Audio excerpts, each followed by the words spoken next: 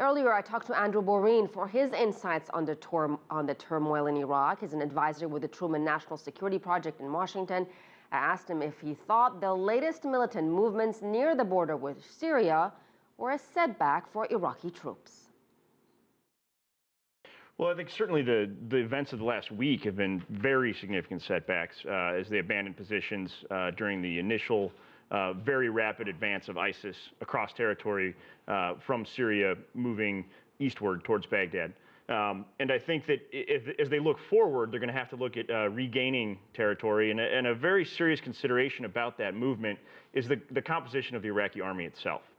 And a determination needs to be made if they can create an Iraqi army and an Iraqi force that is multi-ethnic, that includes Sunnis, Shias, and Kurds, and is representative of the constitutional Iraqi government that the United States certainly would like to see continue. Okay, so that brings up Iraqi Prime Minister Nouri al-Maliki, who's gotten a lot of heat for not being inclusive with his government, for not including perhaps the Sunni leadership in his government.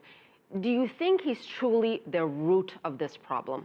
Well, I think the root of the problem is very variously dispersed across many parties.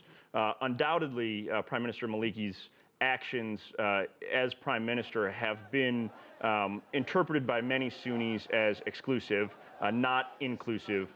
Certainly, his government has charges have been made by a number of parties in Iraq, particularly the Sunnis, that he was not taking into consideration making his government open to other sectarian interests. So I think the conduct of the Maliki government needs to come into question as to how ISIS was able to move so quickly through Sunni territory. And if the Iraqi government does not come together across those lines, it's very unlikely that any military solution will solve the crisis. Does he need to step down? My assessment would be it wouldn't hurt the situation if Maliki got out of the way and room was made for a more inclusive Iraqi government.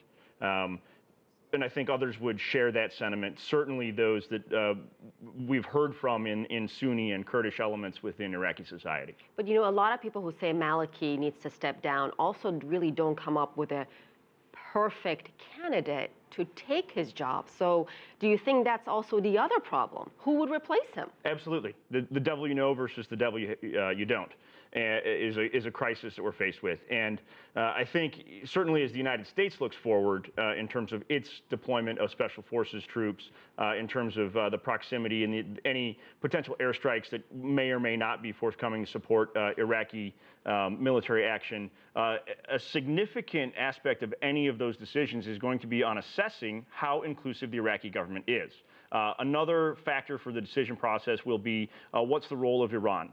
If Iran's participation in the conflict is merely to deploy military force in support of Shia sectarian interests, I think that would be a very bad thing in terms of looking forward for future stability or any resolution in Iraq that maintains its constitutional government.